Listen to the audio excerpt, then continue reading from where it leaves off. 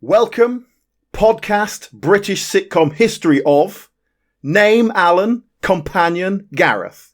Yes. That was me talking without pronouns. In the style of Tom Chance, the titular character in Chance in a Million. Yeah, so we're doing Chance in a Million this time, which we'll talk about, obviously, in more detail. But you have already alluded to the most noteworthy thing about this sitcom, which is the odd speech mannerisms of the central character. Yes. Speaks without pronouns. Aggressive way of doing it. No, that's not even right. Aggressive method. I can't. It's really hard to replicate. Went on a bus once. Not a good idea. Only one seat covered in orange peel. Back of seat in front, covered in 4-letter words. Married couple in row behind, having blazing row. Child across gangway, puked into the aisle. Bloke next door exposed himself. It is. I agree. Simon Callow, obviously, who plays the character, I heard him saying he did the character as if he's talking to a foreigner. You know, as a sort of the classic Englishman talking to a foreigner, sort of speaks slowly and clearly and slightly disjointed sentences. He just talks like that to everyone. Now, you've actually answered a question that I had, which was this ridiculous, and I am going to say it's ridiculous way of speaking. Was that on the page, or is that Callow bringing using his acting? I don't actually know a sort of firm answer to that, but I think it was on the page, as in they wrote it as a character thing, and then he really did bring it to life. And I don't know if that meant they accentuated it. Cart before horse. Let's just talk a little bit about the programme itself. So we are doing Chance in a Million, and as our listeners know, we always pick an episode. So the episode we're going to look at specifically is Series 2, Episode 2, For Whom the Bell Tolls. Mm-hmm. So we're going to look at that episode in a bit more detail later on. But just tell us a bit about Chance in a Million first. It was an early Channel 4 sitcom, wasn't it? It was, yes. 1984, the first series, September to October. Mm-hmm. The second series didn't go out until early 1986, but it was recorded about 11 months before, so I'm not quite sure why it got delayed. So then they ended up doing Series 3 late 86 as well, so it was sort of a bit of a gap, and then they caught up by doing 2 series there. And it sort of comes to a natural... We'll talk about the ending, really. It's they could have done more with it. I think we can spoil it. Basically, the whole 3-series arc is the relationship of Tom Chance and Alison Little, Simon Callow and Brenda Blethyn. So in the first episode, they meet on a blind date, and in the final episode, they get married. Yeah, and they could easily have carried on as married life if they wanted to, but... Mercifully, they did not.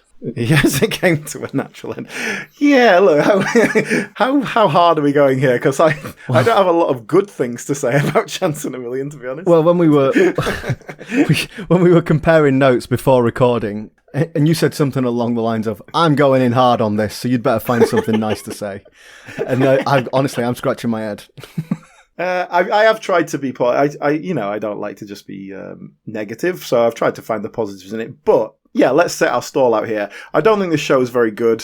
It wasn't a difficult thing to get through, particularly. It wasn't like a slog. But I do not find it very funny, which is sort of raison d'etre of a sitcom. The problem for me, or one of the big problems for me, is that the central character is not very nice.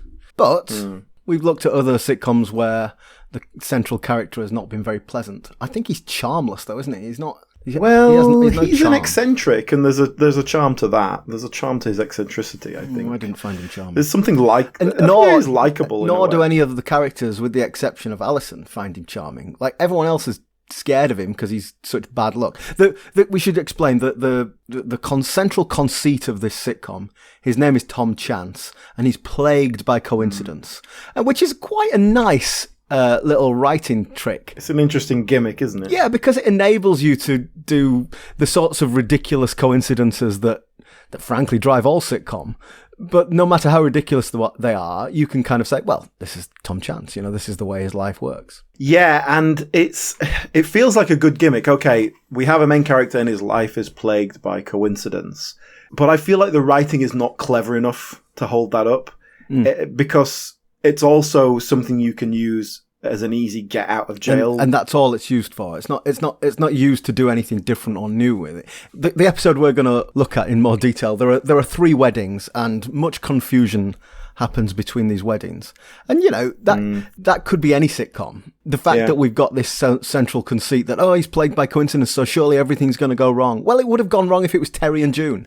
But, you know, they're not doing anything clever with that central idea, are they? Yeah, this episode I think is particularly sort of very sitcom-y in that sense. Yeah, everything goes wrong. That's a sitcom, right? I feel like this particular episode, the plot is very, very tangentially connected to Tom Chance.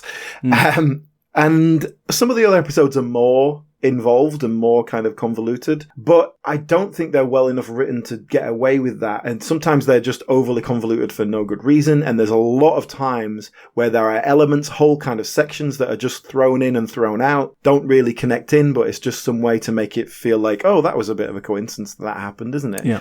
And it really doesn't come together in a very satisfying way. You know, I was thinking about Father Ted. Yeah. Because the writers of Chance in a Million, Andrew Norris and Richard Fegan, we'll talk about them later, I'll give a bit more detail. But one of the things I've heard them say is that they would start with like their end point and kind of work backwards and figure out how to make it all connect. Oh, yeah, I've heard Linehan talk about that, yeah. Yeah, and Arthur Matthews, Graham Linehan, they wrote Father Ted that way, but they would find some way to make that work in the kind we want to end up with Ted hanging by his trousers off of a tree. How does he get into the tree? Okay, why did he lose his belt? You know, like all this stuff you got to find things to make sense. With Chance in a Million, the writers, their end goal was always that Alison gets what she wants at the end. Like, Alison always has a kind of happy ending. Mm-hmm. And if you actually watch the episodes back again, it's like, oh yeah, sort of they set something up early on, like she wants to go and do this. And then she always we always get there by the end. There's always just chaos in the middle. Yeah, I'm not going to go watch them again.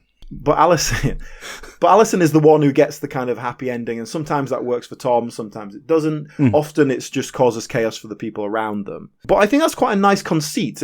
Why is Alison happy with this situation? Why can she put up with Tom? Well, if the negative consequences don't hit her too hard that often, that helps us pull that together. And we set up the characters that Alison is this very kind of dowdy librarian with a very quiet, sheltered life. And so Tom is this ball of excitement and that brings life to her, which is something that she's always wanted but is sort of too timid to go out there for. And she is in turn a sort of stabilising influence on him. Let's look at these two characters then, because, everything revolves around those. We have some incidental characters, but basically they're the only two who are in every episode. Yeah. Tom Chance. So the first point is their names. Awful, yeah. Tom Chance, which is, we're in royal pain territory here, aren't we? When the title comes first, and then you have to work back from the title. Uh-huh. So if she was called Alison Million, it would have been better. But even her name's Alison Little. You know, she's this little mousy figure. She's even got a little mousy voice. You know, she's little. Yeah. To be honest, I only realised a few episodes in that her name was Alison Little, and that really annoyed me. It just felt like really crap writing. Yeah. Well, there you go. Can we enumerate the ways in which Tom Chance is annoying? We've already talked about his voice. I've got a list here, so let's do a bit of back and forth. Can you give me another way in which Tom Chance is annoying? The walk. The walk. Very good. Do you want to describe the walk, or shall I? Lumbering? Go. How would you describe it? Well, he has this sort of thoughtful, like he's deciding where his next step will be, and then he takes his leap forward, and he's kind of low to the ground, and it's almost as if he's trying to creep up on someone, but there's no lightness of touch about it. It's really peculiar. And again, I blame Simon Callow for this. There is no way that was scripted to walk like that. That's him saying, "Oh, darling, I'll bring something to this." Yeah, I can see that. You're saying it's annoying. I'm saying at least it's something. Because I think the writing here, and I think of all the shows we've looked at, Chance in a Million absolutely has the least to offer of anything we've ever seen. My God, that is a powerful statement you just made there. We've watched some right old toss. Even Up the Elephant. Yeah. maybe not. No, maybe not.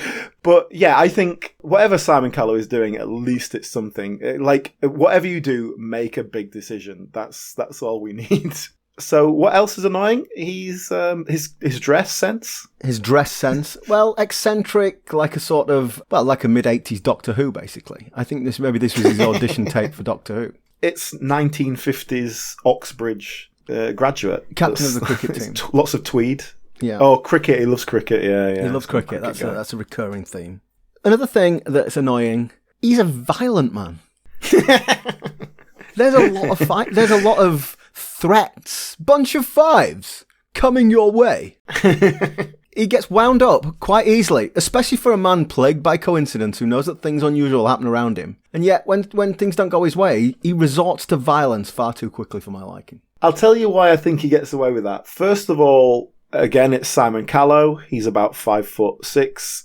Although he's quite a big, strong... He does have a physicality. He looks powerful. Built like a tank, yet hard to hit. That's Simon Callow. And that's what they say about him. I think I read that in the program of his Dickens one-man show. He's chivalrous in his aggression. He always stands up for his lady partner. Mm-hmm. Like he will defend her honour. Oh, he's a gentleman. He's a violent gentleman. It always feels like there's a reason for it. You know, he's always under duress. It doesn't feel completely unhinged. Mm. It's kind of like Victor Meldrew. You know, he does overreact, but you can see why. He does get pushed to it. Can you give me one more thing that annoys me about Tom Chance? He's obviously an alcoholic. The way that he drinks a pint. Now, this is, again... I tell you what I do like about this. It's never mentioned. So basically, every episode, he'll have a pint of lager in his hand, and mid-sentence, he necks it. He downs it in one. We all just wait. The whole production stops while he necks this pint. And he carries on talking. And I do like the fact that it's never alluded to. No one ever mentions it. In fact, to the point where whilst he is drinking, there is this pause while we all wait for this to happen. And every time, there's just like nervous laughter in the studio audience. Like no one knows what's going to happen. Like as if this is a build-up to a punchline. Punchline never comes. Good, yes. And Tom? Yes. Thanks again for the punch ball. It was the loveliest birthday present. No. Not at all, not at all. Oh, yes,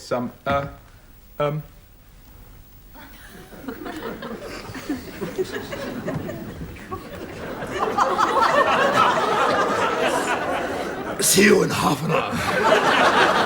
It's just the way he drinks a pint. And he does it on a regular basis. In any kind of real life world, he would be an alcoholic and it would be pretty obvious. But this is a sort of heightened Tom Chance world. And he does occasionally act a bit drunk, but it never really hits him that hard, does it? No. Production question. That's obviously not real lager. I don't think that's a real pint, is it? Is that one of those special glasses where it's fake glass? Yeah. There's a big cavern in the middle of it so that it's just around the outside. It's probably about a third of a pint or something like that. I think the problem is it doesn't look like lager. It looks too light. It looks like harp. Sorry, that's a 1980s lager joke for the older listeners. It probably looks lighter because it's not as thick. It's only like an inch of liquid rather than 3 inches. But I think that's a problem. Apparently, actually, Simon Callow said specifically, he did name the brand, but I can't remember what it was, but it was a non-alcoholic beer that just tasted foul. I didn't know they had non-alcoholic beers back in the 80s. Just for theatre, darling. I've got one more thing that really annoys me. Okay, let me have a think. What else is annoying about Tom Chance? The hair? Do you know what? I haven't written that down, but now you've brought it up. Yeah. The hair calms down a little bit after series 1, but in series 1, he looks like a kid's TV presenter. He looks like Sideshow Tom. He looks like a discarded mop. I believe he's wearing a wig in the later series, which is why it calms down a bit, because you can't actually get a wig that is that ridiculous. My last point was, we talked about his drinking. What about his smoking? Did you notice his smoking? He smokes a cigarillo in a cigarette holder like Noel Coward. It's 1984, mate. What are you doing? Oh, well, now you've brought that up. If I had just shown this to you and you didn't know anything about it, you would never have guessed this was 1984. Surely. You would have gone 70s at the very latest. Well, I don't know about that. There's 1980s lingerie. Big knickers.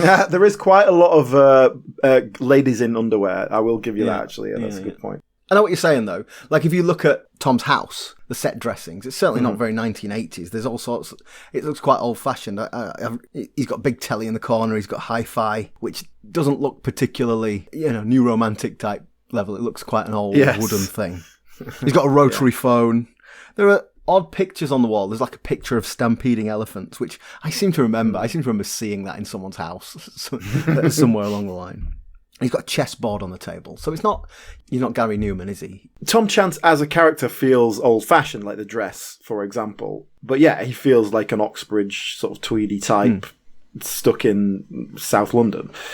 But we sort of deliberately don't get a lot of details about his background. They very much didn't want him to have a job. Well, we find out how he makes his money. Do you remember how he makes his money? Premium bonds. Premium bonds. Because he's, well, either lucky or unlucky, but plagued by coincidence, however you want to see it.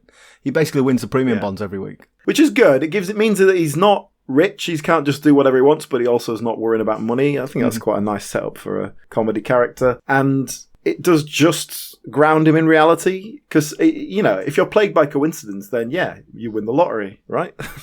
So, yeah, it could very easily string out into some crazy lifestyle, which would be less interesting probably. Yeah. And then there is one episode where he has a winning streak and he is like winning everything. But, oh yeah, this happens every now and then. I have a winning streak. Yeah. So it's like, they use it for one episode. That's all right. Although he just wins everything at the local raffle. It's not like anything particularly interesting. Yeah, that's my list of reasons I don't like the main character of this sitcom. It's a good place to start, I think. It's a fair point. What, do you want to talk about Simon Callow before we get into our episode? So I'll tell you what I know about Simon Callow. He's a proper actor. He's a proper thesp. I know he does this Charles Dickens one-man show. And I know he was in 4 Weddings and a Funeral. And I know he was in Chance in a Million. And that's kind of it. Yeah, I know what you mean. He is one of those people who is just an actor and a personality. And he certainly seems to be big on the personality. He's the sort of person you want to get in, do an interview when something's going on in the acting world. He'll always give you good value for money. But he strikes me as the same sort of actor as, let's say, Laurence Olivier or John Gielgud, where you're always getting a version of Laurence Olivier or John Gielgud. Like, I've seen clips of him doing the Charles Dickens thing, and it's just Simon Callow, doing his booming actor voice. I don't know. I guess there's a market for that stuff, but social realism, it ain't. No, he's definitely stage. He's definitely a stage guy, yeah. And I think when you're that kind of person, you have to be. You're very big. Everything's big and booming. He's got that famous laugh. I mean, he's certainly a well-respected actor, perhaps more on stage than anything else. I looked into him a little bit more. His background wasn't quite what I expected. I guess I expected him to be a bit posher, and he wasn't particularly. Okay. I think he was sort of firmly middle to lower middle class. Born in Streatham. I know you're familiar with that. It's just down the road from me. St. Wreatham, yeah. But yeah, like his dad was a businessman or whatever. It was something vague like that. But he spent a few years in boarding school in South Africa. Okay. With something to do with his father's business. So he ended up over there for a few years. But I don't know if his dad was much of an influence on him in his life. I think his dad left. Always a theatre guy. The TV stuff came later. And it seems like he was heavily involved in the gay liberation movement from a young age as well. Obviously, Simon Callow is gay. I think I did know that. Not that he was gay, but that he was, active back in those early days. Yeah, and I bring this up because obviously at the time this was important. I think nowadays it's just like, oh, you're gay, whatever. But he officially came out publicly in 1984 in his first autobiography, so just before Chance in a Million. But it wasn't a secret before that, but that was when it was sort of officially public. Sure, still a thing. I guess that was the AIDS era as well. Yeah, exactly. And so I've heard him say something along the lines of, like, that feels like that's one of the most important things I've done. Like, doing that, I think, not many actors were sort of voluntarily coming out, and it was definitely a statement. It was a thing to go, yes, this, proud, out and proud. I think it's easy to be complacent about that now. Society's changed so much. That's a huge thing to do in 1984. Career risking. Yeah, and as far as I understand, he was openly gay, personal life for a long time. But in the acting world, in the theatre world anyway, that's not particularly unusual. Sure. So he a theatre guy, but made his name. What really made him famous was Amadeus. The play, obviously, the original play. He originated the role of Mozart in Amadeus. Oh, okay. Obviously, it went on to become a film, won Best Oscar. I know the film. I just didn't know he had any connection to it. Yes, I mean, he's in the film, actually. He plays a smaller role in the film, just a sort of nod and a wink kind of thing. But yeah, he was Mozart in the original production. And very much that made his name. Obviously, he didn't come out of nowhere. He was working his reputation up until that point. But that was 1979. Here's a sitcom connection for you. In that original cast of Amadeus, One of the other actors was Felicity Kendall. Ah, okay. So I know him. He's in Four Weddings and a Funeral, isn't he? Mm-hmm. I think he's the funeral. Spoiler alert. John Hannah, Stop the Clocks is his funeral, his eulogy. Yeah. He was also, this one's from my childhood, he was the main villain in Ace Ventura 2. Wow. Wow. That's the equivalent of Nigel Hawthorne being the main villain in Demolition Man, isn't it? Exactly, yeah. Earn your pennies, lad, earn your pennies. Like Stephen Burkoff going off and playing a bad guy with a Russian accent or something. Yeah, he was the bad guy in Rambo 2. There you go. So that's it. That was a good trade in the sort of late 80s, early 90s. The British actors played a good role as a villain. But yeah. Apart from the odd little thing, and certainly plenty of TV credits and all that sort of thing. But he's the sort of person who'll come in for an episode of Midsummer Murders, whatever. But his reputation is in the theatre, and he's also directed quite a bit of theatre. He writes a bit for theatre, but he writes more non-fiction. He writes books. He writes biographies of other famous actors and that sort of thing. He just seems like one of those kind of all-round kind of intellectual... Bit of a polymath. Actory, but very much a lovey, a good old-fashioned lovey in the theatre world. You definitely get that impression whenever I've seen him, yeah. Here's we say he's not particularly known for sitcom, especially, but one of his earliest TV credits in the 70s was an episode of Get Some In. Oh, what's that? That sounds familiar. It was an Esmond and Larby show, ripping off basically the army game. It was about these Air Force that's when we talked about it. Robert Lindsay was one of his early roles. So he's just in one episode of that, like one of his very earliest TV credits. And I looked at his IMDb, one of his last credits, like last year or whatever it was in The Cleaner, which is the Greg Davis show. That was an interesting show. I didn't watch all of them, but it had some really big name guest stars. Lots of people in just for one episode, isn't there? Yeah. Helena Bonham Carter was in there. So, Simon Callow, he certainly makes an impression, whatever he does. For all I'm going to say about Chance in a Million, and I don't like it, Simon Callow and Brenda Blethyn are the things of value here. My take was very much that he seems like a bit of a lovey, but I don't really know him. I don't really know his work, shall we say. Yeah. I'm far from saying, he's rubbish. I just didn't like him in this. But like I say, at least he's doing something. Like, what else do you do with this script? Like, what? And this was his first major TV role, It's not like he was in a position to kind of turn stuff down. So I think he just tried to make the most of it. Shall we get into our episode? Before we talk about Brenda Blethyn, let's actually get into our episode because we haven't even started it yet. So we want to talk about Series 2, Episode 2, For Whom the Bell Tolls. It's the wedding episodes. Quite a lot of weddings in the show general. Yeah. And it's kind of all set up at the beginning, isn't it? We've got the main wedding from the characters that we know is basically two of Alison's workmates at the library. She's a librarian, Alison Little. She's a very quiet librarian. And they've been pre-established as characters in previous episodes. And it's an older man. He seems to be a bit of a womanizer. And he's been having this relationship with Barbara at the library. She's somehow pinned him down. That's the vibe, isn't it? To some extent, we saw in the previous episode, she was pretending to be pregnant just to sort of force him into engagement. So that's the sort of healthy relationship they have. Before we actually get into the plot, should we address the theme music? Oh, it needs addressing. Because there's no opening credits. The thing is, it's the same music at the beginning and at the end.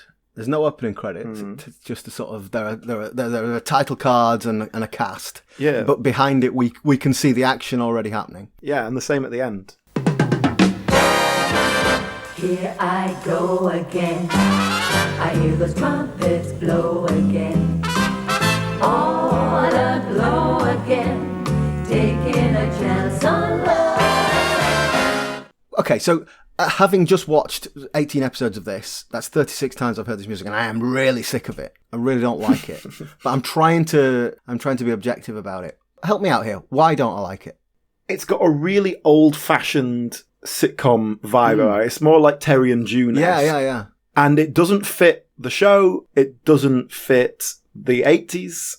and it just feels really old-fashioned. And there is a reason for that. Okay. It's because it was the work or the product of Michael Mills. So Michael Mills was the producer-director of this show. Right. And his background was more light entertainment. He was a producer. Okay. Like way back 60s, 70s, he did all sorts of stuff like just Saturday Night. Yeah, it's got a sort of Generation Game vibe to it. Yeah, and Michael Mills, like by this point, he was well into his 60s. He did all the light entertainment more than sitcom, really, at the BBC, and he was just starting to move into sitcom. He did The World of Worcester, like some PG Woodhouse stuff. He did All Gas and Gators. Okay. He just started to be like more of a producer-director on sitcom. And then he was made the BBC head of comedy in 1967. So 1967 to 72, he was the BBC head of comedy. This is Michael Mills. And so he's responsible for bringing in shows such as Dad's Army. Monty Python came through in that era. Up Pompeii.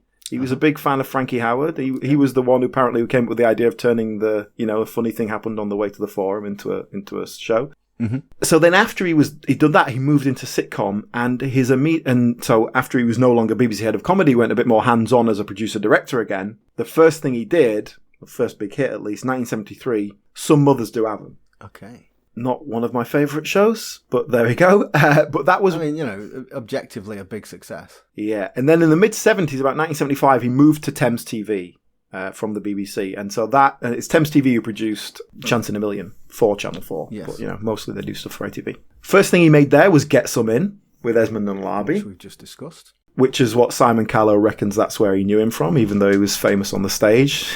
He probably just knew him from an episode of Get Some In he did 10 years earlier. Mm-hmm. And then carried on doing stuff at Thames TV. Chance in a Million was basically his last work. He died in 1988. And I've heard other people talk about him. His approach was very much as a producer rather than a director. I think it was Simon Callow basically said, he really knew what he was doing, but didn't really get involved with the acting. Okay. So what does that mean then? What does that look like? Does that mean an assistant director does the directing? Well, you know how on these earlier sitcoms we see a lot of produced and directed by. It's like it's a combined job. You're the guy who's sitting up in the box, telling the vision mixer when to cut to which camera, blah, blah, blah. And I think what we've seen of this period is that the writers tend to have a bit more influence on the actual material. So the writers will often be there in rehearsals and the actors will get to grips with it. These days, you would have a director who would really work directly with the actors. But back then, it was like the producer-director was there to make the show happen. Uh-huh. The actors can act, so they just do it. And so that's why you end up with shows like, say, Fawlty Towers, where John Cleese is essentially, to all intents and purposes, the director on set, because he's bringing in actors he knows, guiding them on the writing, and obviously all that sort of stuff. Michael Mills is much more your old-fashioned, look, go where I tell you to stand, because the camera's going to be there. That's what's important. That's it. Yeah. Does that show in the product? Yes. Because you get these under-rehearsed performances. You get someone like Simon Callow, okay, you've worked out the character, whatever. Yeah. But you get these actors who come in for one day. Here you go, here's the lines, do it. Some people are great at it, some people are not so great, whatever. No, that's a really good observation, Alan. There's several times watching this where I've made a note along the lines of really bad acting about, the people who are just in one episode, those guest stars. Some of whom we kind of know, and we've seen them in other things be a lot better. Yeah. So that's an interesting observation. It rings true. Yeah, and you see that a lot in the older stuff, especially the ones that feel like they're taking less care over, that it's just a product. Yeah. As opposed to, like, for example, like Steptoe and Son. And then we talked about Perry and Croft recently. Yeah. And how, apart from being the writers, David Croft was the producer, director kind of thing, but Jimmy Perry was always there, always kind of working with the actors. Yeah. They cast actors who fit the roles, I think you see the difference there. Yeah, it's interesting. I'm just thinking about Heidi High. The contrast is that there's a huge cast, there's an ensemble cast. Versus essentially a cast, a regular cast of two in Chance in a Million. And so what I'm going to call the supporting cast, they don't get as much opportunity to develop character to provide a performance, I suppose. Yeah, you turn up for a rehearsal day and then you can film. That's it. Yeah. And if the director's just like, whatever, do your acting. Interesting. Then, what are you going to do? But I really wanted to go into Michael Mills there because I think you really feel his influence on this show and that old-fashioned style. He's 30 years older than the other creatives in the room, the writers, the actors, and he's got this old-fashioned style. And that's what I feel like. This does not feel like 1984 to me. This is the same time The Young Ones is being made, It's like, it feels like a totally different world. So they're dressed up for a wedding. They're all fancied up. Mm-hmm. Tom Chance is giving them a car jack as a wedding present. Now, bear in mind, remember I said that they write all these coincidences and they write these convoluted plots. They start from the end and work. So I was looking out for things that like, I wonder if that'll come back later. A car jack. No. There's a couple of car accidents later. It's just a silly gift. And it is a silly gift and it's a nice little joke. He's silly, he gives a car jack for a wedding present. But that's it. Yeah. It doesn't pay off in future. Yeah. Alison describes what she's giving as a gift, both as a group present from the library, which doesn't go anywhere. It's not funny. That's not a thing. But then she's also giving a joke gift, which is it's a small box, and the tag says, to stop the patter of tiny feet, which in the context of a wedding, would be like, oh, it's Rubber Johnnies. It's Rubber Johnnies. That's Rubber the Johnnies. joke. Yeah, it's a Rubber Johnny joke. And of course it's not. It's a mouse trap to stop the patter of tiny feet. Good joke. Solid joke, that. It's a perfectly good gag. Yeah. But Tom Chance doesn't get it. He doesn't seem to understand humour. No, he doesn't. He doesn't understand humour. And this is... Never laughs. So this is something that I think Tom Chance has autism. What I'm wondering is he written with that in mind? Because if not, then either they've done a very bad job, or I'm being completely offensive in interpreting them. But one of the things that is a repeated motif is that he's very bad at picking up on social cues. Like when someone's unhappy, he just doesn't notice. He's oblivious. Now you might say, "Oh, he's just an oblivious guy," but I think he displays a lot of the traits of autism. No, I understand that exactly. I think back when this was written, obviously autism, I was going to say autism didn't exist. Obviously it did. But what I mean was people didn't sort of use that word. They didn't know that unless you were kind of actually knew someone who'd been diagnosed, I guess. I've heard things with the writers and neither of them said anything specific like that. Nor did they say, oh, it's based on this guy I knew. And so perhaps unconsciously it was about someone they knew who was a bit weird and actually had autism. They didn't mention anything like that. But if you're writing a character that's a bit eccentric, do you base it on people you've met in the past who, when it comes down to it, may well have been autistic, even if we didn't see it that way in the time? I don't want to make too big a deal of that, but after I kind of had that thought, I noticed more and more how, Alison would be very obviously unhappy about something, and he just would be completely oblivious to it, wouldn't even notice, would just move on to the next thing. That comes across in this scene as well, where she's basically, as she does throughout the series, she's completely gagging for it. She's absolutely choking for it. Yeah. Like she's throwing herself at him and he's completely oblivious.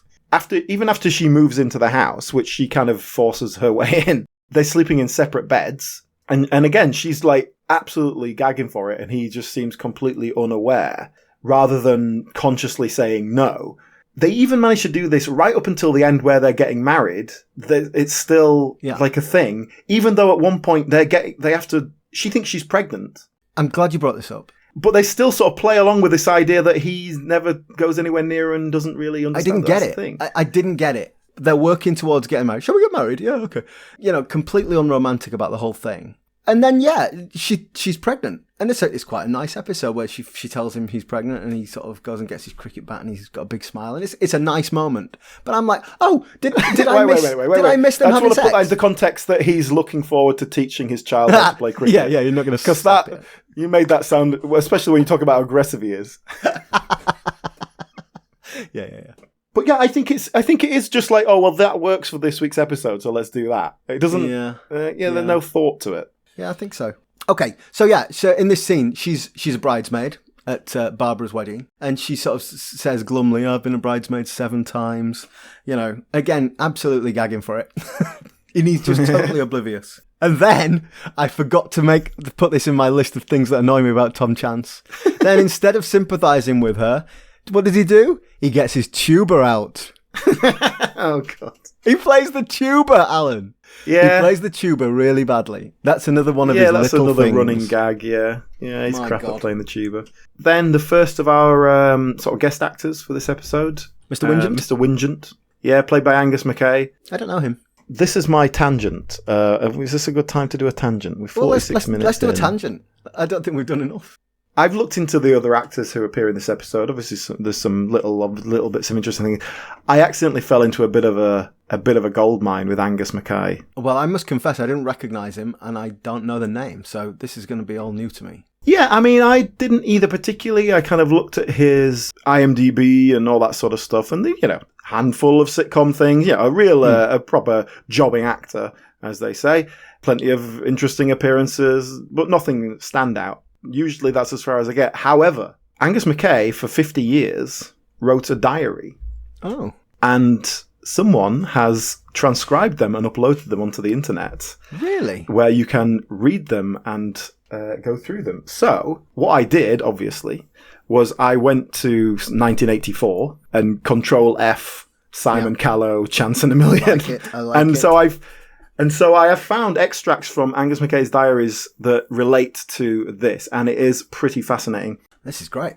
First of all, I mean, apart from the Chance in a Million stuff that I was actually looking for, these diaries are magnificent. I got so distracted by reading all this stuff. I won't go into it too much, but basically, are we talking sort of Kenneth Williams self-pity or Alan Clark self-aggrandizement? Self-pity, very much. He's depressed. He's in this period of the 80s that I'm looking at. He's absolutely besotted with a young man called Kevin Malpass, who was a composer. And this guy was 21 when they met, and he would have been, 59 or something like that. And becomes completely besotted with him. The kid lives in his house for a long time, and it's sort of like, obviously I was skimming through, so I didn't get every single detail, but everyone's like going on about how it's sexualized, and he's saying, no, it's not. It's like so much deeper than that. Because Simon Callow, as is mentioned regularly in this diary, at the same time, is in a relationship with a 16-year-old boy. So Simon Callow is like, look, you just fancy him. It's a gay thing. It's fine. Don't worry about it. But Angus Mackay is completely besotted with this guy. And when I was first reading this, I kind of made a note of the name. Kevin Malpass, fine. And I thought I probably won't say it. Some 40 years ago, he was sort of like a weird relationship with this older man. But it goes on as I skimmed through, it goes on for years and years, and they obviously stayed in touch for a long, long time. Kevin Malpass, I think, ended up in a relationship with another woman. Angus Mackay, by the way, was married for 20 years to a woman who died in 1977, and I think he became a bit of a lonely kind of middle-aged man, and so had a lot of friends around him. But certainly has every element of the old-fashioned lovey, gay actor in the industry, right? So what exactly that relationship with his wife was, I don't know. I haven't read the full diaries, obviously, but I don't know. But when I looked into this website a little bit more, the website, where it was the diaries and is basically a Angus Mackay fan site, is owned and operated by Kevin Malpass. And I skipped to the end of the diaries, just before Angus Mackay died, and there's still mentions of them seeing each other quite frequently and him being friends with him and his partner and all this sort of stuff. Whatever this relationship was, which at first blush is a middle-aged lonely man besotted with a handsome young man in a slightly seedy way. Whatever that was, it lasted for 30 years, and there was a very strong relationship in both of their lives, and still continues to this day. And so I found some beauty in that, and whatever that means, okay? But I haven't read into all the details. Here's the other thing, though. Angus Mackay and Simon Callow were friends. Yeah. I think that's basically how Angus Mackay got this job. Okay. And there's some really nice moments in the diary about that. They met in, I think it's about 1977. They did a play together. So this was several years later. And here's a quote from the diary about Simon Callow. It says, "I feel the rest of my life, if I live to be 90, won't be long enough for us both to say all we have to exchange. What a joy." Wow. That's how he describes Simon Callow. He loved the guy, right? And there's, again, friends right up until Angus Mackay died. So some nice bits in there. Here's the other side of that, though. This is I found this from 2010. So Angus Mackay was very much retired. He says, "Saw Simon on that one show. Oh dear, laughing too much. That braying laugh. Couldn't decide whether he was trying to fit in with something that was too down market for him." So I found that quite funny. But let's get into the Chance in a Million stuff. Yeah, I was going to say, does he write in his diary about the production and actually being in this show? Yeah, a few specifics. Here's the main one. This is from January 11th, 1985, and this is how I know that this second series was filmed in January and February 85, even though it didn't go out till 86. So I'll read out what it says. "Off to rehearsal in the afternoon, as they were doing a postponed bit of filming in the morning. I'll describe the company." Great. Perfect. Thanks. Angus. "Michael Mills, the producer-director. Small, fussy, opinionated. Vital in a way, and less tiresome than at first seems. A bit slow comedically, schoolmaster's manner, which puts people off. You can see that in all 60s producer. John Savardant. We haven't quite dealt with these guys yet, but I'll give you some of the other actors that we're going to deal with later. John Savardant. Pleasant, humorous, but a little one-dimensional. Rather determinedly, self-consciously bold. Aye, I like what I say, and I say what I bloody like. Hubert Rees, a bore. Who's Hubert Rees? Which one's he? So he's the one who is the partner with John Savardant. The little yes, twosome that they do. We'll talk about him later. Michael Petrovich, who is the vet in this episode, we'll deal with later. Michael Petrovich, a bigger bore. So stupid. Oh, wow.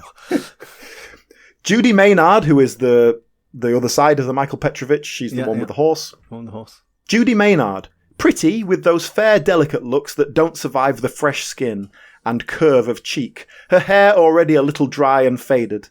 It seems her chap died last year. Otherwise, I'd have taken it that she's gone through Spotlight. She looks a bit battered. Gone through Spotlight. Oof. Ouch. For anyone who doesn't know, Spotlight is essentially a directory of actors. So he's saying she's been around a bit. But that comes across a lot, that kind of campy it's very Kenneth Williams, Alan. Yeah, exactly. Yeah. So Geraldine Gardner, who plays the woman who he's supposed to be marrying. Yeah. My opposite is Geraldine Gardner. Tall, principal boyish, huge long legs, a bit dotty. Principal boyish. Yeah. And here's a nice bit. It's a joy working with Brenda Blethyn again. Her father died on Tuesday, so she was off for a day and then back. Very brave. Simon told me that her mother had said, "Your father's gone into hospital. They tried to give him a blood test, but they found he hadn't got any." so that's yeah, exactly. I don't know whose joke that is. Is that Angus's joke, Simon Callow's joke, or Brenda Blethyn's mum's joke? Or the joke? mother's joke. I don't know. Oh, here's so after they'd recorded the actual studio day, this is the next day, he says, "How typical, I didn't write a thing about the studio day. Chance means nothing to me except money. I am terrible in it.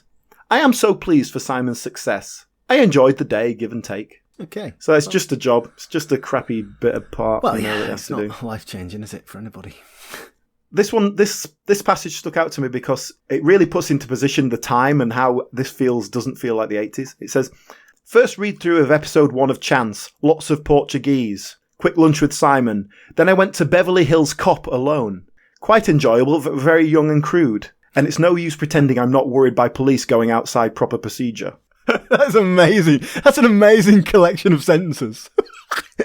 But it made me think Beverly Hills Cop, that is about 85, I guess. But the concept that is at the same period as Chance in a Million just blew my mind. Yeah. It's so odd. I wonder how the police have done him wrong. Yeah, well, exactly. I think he'd just gone in there for a wee. I've got a couple more. Okay, let's do it. Here's one the next year after the episode goes out. He says, "We watched Chance in a Million. Oh dear, it did seem feeble. It's partly Michael Mill's lack of timing in his editing, but also Simon does force." Ooh. And then some other things I just found, which is about money, which I find very interesting. Yeah. Angus Mackay talks a lot about money in the sense of he'll go to some fancy restaurant and goes ooh, £82 for dinner. But for me, about the sitcom stuff, I find this stuff fascinating. He ends up having lunch with someone called Nick Horan, who was a producer, I think. But basically, he said, this is what he took away from it. Told a lot of interesting facts about costs. Channel 4 pays Thames £50,000 per episode. And this is for Chance in a Million. Thames running costs account for $21,000, leaving £29,000 an episode. So that's after they've paid all the actors and everything? No, I think that's their general running costs is that. Okay. 29,000 episodes to pay everyone, I guess. Even so, Geraldine Gardner has to provide her own clothes in this episode. Oh. I asked what the advertising revenue was. He said he didn't know any breakdown figures, but Thames has an overall advertising revenue of £1 million a day. Wow. Even so, it's fairly staggering that 3 hours of gentle entertainment costs a quarter of a day's income. That's really interesting that, you've been in plays where you've had to provide your own clothes, but, you would think something that was going to be on actual television. Yeah, it's funny, isn't it? But that's a lot. £50,000 per episode in 1985, that feels like a lot, doesn't it? I don't know. I haven't got much context for that. But I found that very interesting.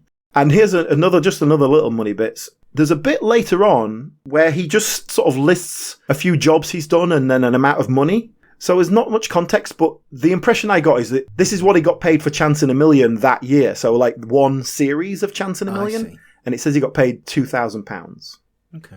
So that's for Angus Mackay, who probably appeared in 4 episodes. That doesn't feel like a lot to me. In 1985. I don't know. Yes, but then, in 1987, he makes a note that he got a royalty check for Chance in a Million for £445. Okay. So if a year later you're getting a 22%, on top, that's pretty good. And there was something I found, just accidentally came across something like in 2010 where he was getting a £2,000 royalty check from a Doctor Who thing he did. He was in several episodes of Doctor Who back in the day. That was a fascinating I've spent a couple of days reading Angus Mackay's diaries, and it's really, really fascinating. Perhaps if he's been in other things, there might be opportunities for us to refer back to those in future episodes. Yes, I know he was in an episode of One Foot in the Grave, for example. But I think this one really kind of stood out because Simon Callow was such a friend of his. He talks about it quite a lot. Yeah, but the whole diaries altogether, like I skipped back. I had a look at where he was when his wife died and stuff like that. And there's like she died of motor neuron disease. So there's like 2 years of her slowly degenerating and stuff like that. It's really raw. It's very brutal. It's so honest, and I even skipped right to the end and like the last few entries, a couple of months before he died. It's just sort of like obviously just struggling to get a few sentences out. Like the words don't even make a lot of sense. A very lonely man, I think, in many ways in his later life. He didn't have a sort of life partner in that sense, but lots of friends. But it's always like, oh, Simon finally called. He hasn't spoken to me for 3 months, and stuff like that. He's tragically beautiful in a lot of ways. I think it's interesting when someone diarises in such detailed manner. We have this in our modern era. We witness people through social media. So you follow someone on Instagram, you follow a friend on Facebook, and you just see their highlights reel, don't you? You just see the things that they, this is good, I'll post this. You don't see the hardship and the anguish and all the negatives. You don't post about those. But I guess if you're reading someone's innermost thoughts, you're going to get the rough and the smooth. Yeah, it's really clear that this was never intended to be read. And, as much as that is a bit of an invasion of privacy, it's absolutely fascinating. Really fascinating. That was a really good find. Thank you for sharing that. And with that somewhat very extended tangent, we're going to have to call it a day on this episode. We'll be back next week with more from Chance in a Million. We will actually get into the episode itself that we're looking at. We'll look at a load of other guest stars, and we'll be looking at the career of Brenda Blethyn, as well as the writers and the other sitcoms they worked on. And in the meantime, if you'd like to get in touch with us, we are on the social medias at BritComPod. We're on Facebook. If you search for British Sitcom History Podcast, you'll find us there. And see you next time for more abuse of Simon Callow in Chance in a Million.